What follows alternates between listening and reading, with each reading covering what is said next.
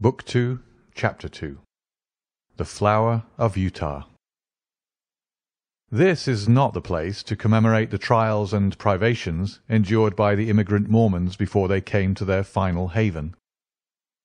From the shores of the Mississippi to the western slopes of the Rocky Mountains, they had struggled on with a constancy almost unparalleled in history. The savage man and the savage beast, hunger, thirst, fatigue, and disease, every impediment which nature could place in the way, had all been overcome with Anglo-Saxon tenacity. Yet the long journey and the accumulated terrors had shaken the hearts of the stoutest among them. There was not one who did not sink upon his knees in heartfelt prayer when they saw the broad valley of Utah, bathed in the sunlight beneath them, and learned from the lips of their leader that this was the promised land, and that these virgin acres were to be theirs for evermore. Young speedily proved himself to be a skilful administrator, as well as a resolute chief. Maps were drawn and charts prepared, in which the future city was sketched out. All around, farms were apportioned and allotted in proportion to the standing of each individual. The tradesman was put to his trade, and the artisan to his calling. In the town, streets and squares sprang up, as if by magic. In the country there was draining and hedging, planting and clearing, until the next summer saw the whole country golden with the wheat crop. Everything prospered in the strange settlement. Above all, the great temple which they had erected in the centre of the city grew ever taller and larger. From the first blush of dawn until the closing of the twilight, the clatter of the hammer and the rasp of the saw was never absent from the monument which the immigrants erected to him who had led them safe through many dangers. The two castaways, John Ferrier and the little girl who had shared his fortunes and had been adopted as his daughter, accompanied the Mormons to the end of their great pilgrimage. Little Lucy Ferrier was borne along pleasantly enough in Elder Stangerson's wagon, a retreat which she shared with the Mormon's 3 wives and with his son, a headstrong forward boy of 12. Having rallied with the elasticity of childhood from the shock caused by her mother's death, she soon became a pet with the women, and reconciled herself to this new life in her moving, canvas-covered home. In the meantime, Ferrier, having recovered from his privations, distinguished himself as a useful guide and an indefatigable hunter.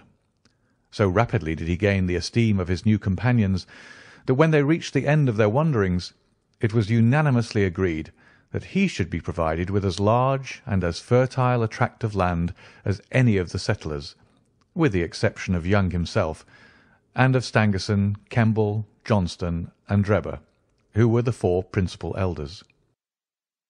On the farm thus acquired, John Ferrier built himself a substantial log house, which received so many additions in succeeding years that it grew into a roomy villa.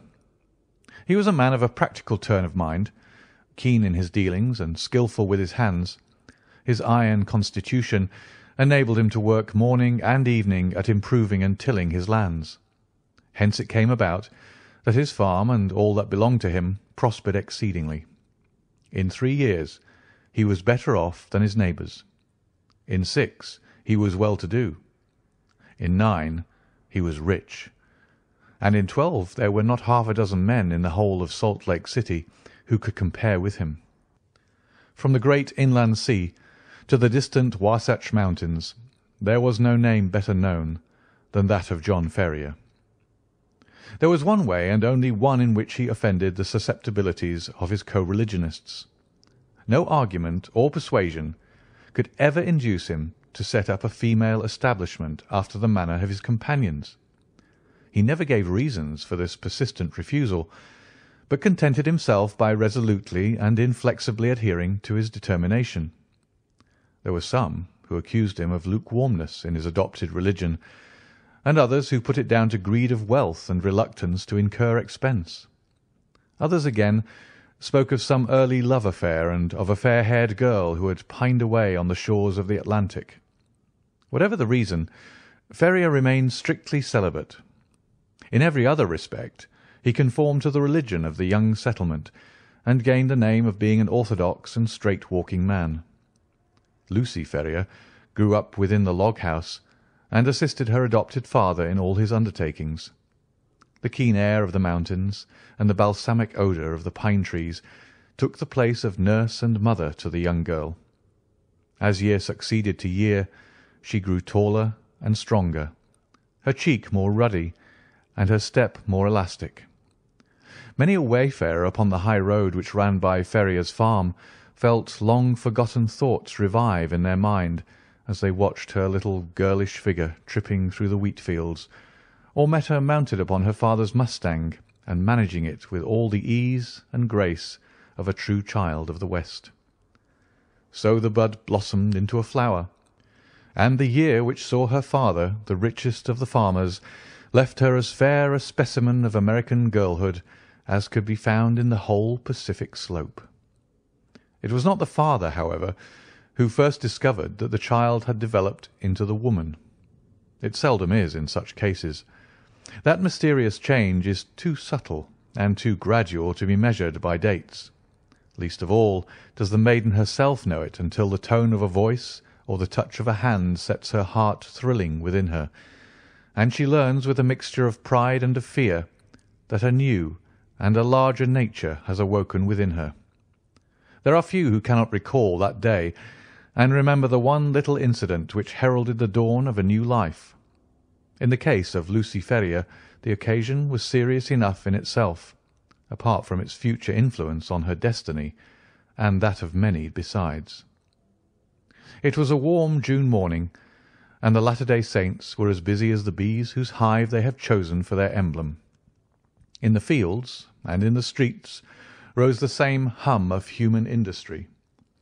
Down the dusty high-roads defiled along streams of heavily laden mules, all heading to the west, for the gold fever had broken out in California, and the overland route lay through the city of the elect.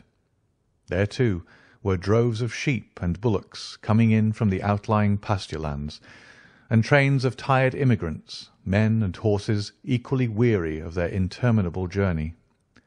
Through all this motley assemblage, threading her way with the skill of an accomplished rider, there galloped Lucy Ferrier, her fair face flushed with the exercise, and her long chestnut hair floating out behind her. She had a commission from her father in the city, and was dashing in as she had done many a time before, with all the fearlessness of youth, thinking only of her task and how it was to be performed. The travel-stained adventurers gazed after her in astonishment, and even the unemotional Indians, journeying in with their pelties, relaxed their accustomed stoicism as they marvelled at the beauty of the pale-faced maiden. She had reached the outskirts of the city when she found the road blocked by a great drove of cattle, driven by a half-dozen wild-looking herdsmen from the plains. In her impatience, she endeavoured to pass this obstacle by pushing her horse into what appeared to be a gap. Scarcely had she got fairly into it, however, before the beasts closed in behind her, and she found herself completely embedded in the moving stream of fierce-eyed, long-horned bullocks. Accustomed as she was to deal with cattle, she was not alarmed at her situation, but took advantage of every opportunity to urge her horse on in the hopes of pushing her way through the cavalcade. Unfortunately, the horns of one of the creatures, either by accident or design, came in violent contact with the flank of the mustang, and excited it to madness. In an instant it reared up upon its hind legs with a snort of rage, and pranced and tossed in a way that would have unseated any but a most skilful rider. The situation was full of peril. Every plunge of the excited horse brought it against the horns again, and goaded it to fresh madness. It was all that the girl could do to keep herself in the saddle, yet a slip would mean a terrible death under the hoofs of the unwieldy and terrified animals. Unaccustomed to sudden emergencies, her head began to swim and her grip upon the bridle to relax. Choked by the rising cloud of dust and by the steam from the struggling creatures, she might have abandoned her efforts in despair, but for a kindly voice at her elbow, which assured her of assistance. At the same moment, A sinewy brown hand caught the frightened horse by the curb and, forcing a way through the drove, soon brought her to the outskirts. "You're not hurt, I hope, miss?" said her preserver respectfully.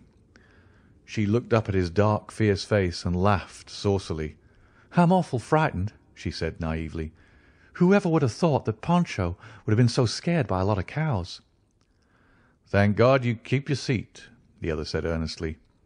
He was a tall, savage-looking young fellow, mounted on a powerful roan horse, and clad in the rough dress of a hunter, with a long rifle slung over his shoulders.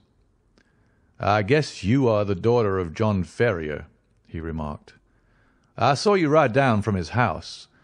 When you see him, ask him if he remembers the Jefferson Hopes of St. Louis. If he's the same Ferrier, my father and he were pretty thick." "Hadn't you better come and ask yourself?" she asked demurely. The young fellow seemed pleased at the suggestion, and his dark eyes sparkled with pleasure. "I'll do so," he said. "We've been in the mountains for 2 months, and are not over and above in visiting condition. He must take us as he finds us." "He has a good deal to thank you for, and so have I," she answered.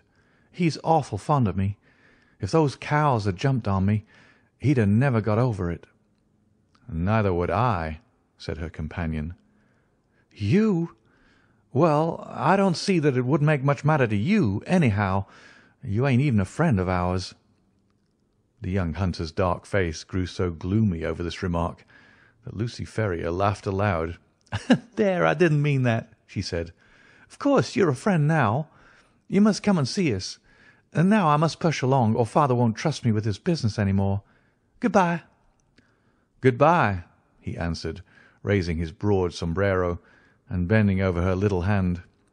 She wheeled her mustang round, gave it a cut with her riding-whip, and darted away down the broad road in a rolling cloud of dust. Young Jefferson Hope rode on with his companions, gloomy and taciturn. He and they had been among the Nevada mountains prospecting for silver, and were returning to Salt Lake City in the hope of raising capital enough to work some lodes which they had discovered. He had been as keen as any of them upon the business until this sudden incident had drawn his thoughts into another channel. The sight of the fair young girl, as frank and wholesome as the Sierra breezes, had stirred his volcanic, untamed heart to its very depths. When she had vanished from his sight, he realized that a crisis had come in his life, and that neither silver speculations nor any other questions could ever be of such importance to him as this new and all-absorbing one. The love which had sprung up in his heart was not the sudden, changeable fancy of a boy, but rather the wild, fierce passion of a man of strong will and imperious temper. He had been accustomed to succeed in all that he undertook. He swore in his heart that he would not fail in this if human effort and human perseverance could render him successful. He called on John Ferrier that night, and many times again, until his face was a familiar one at the farmhouse. John, cooped up in the valley and absorbed in his work, had had little chance of learning the news of the outside world during the last 12 years. All this Jefferson Hope was able to tell him, and in a style which interested Lucy as well as her father.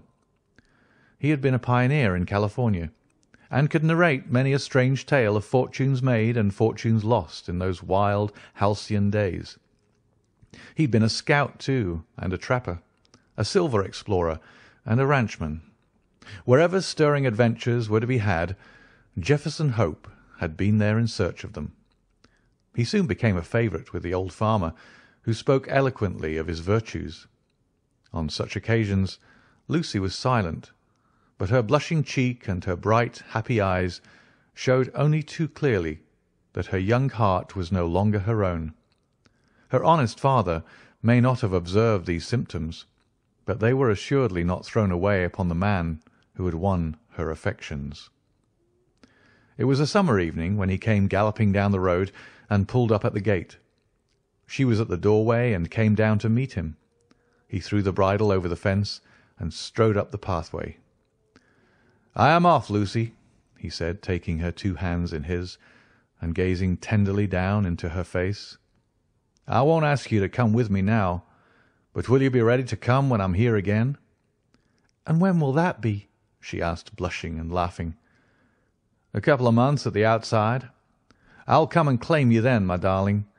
There's no one who can stand between us." "And how about father?" she asked. "He has given his consent, provided we get these mines working all right. I have no fear on that head." "Oh, well, of course, if you and father have arranged it all, there's no more to be said," she whispered, with her cheek against his broad breast. "Thank God," he said, hoarsely, stooping and kissing her. "It is settled. The longer I stay, the harder it'll be to go. They're waiting for me at the canyon. Good-bye, my own darling. Good-bye. In 2 months you shall see me." He tore himself from her as he spoke, and, flinging himself upon his horse, galloped furiously away, never even looking around, as though afraid that his resolution might fail him if he took one glance at what he was leaving. She stood at the gate, gazing after him until he vanished from her sight. Then she walked back into the house, the happiest girl in all Utah.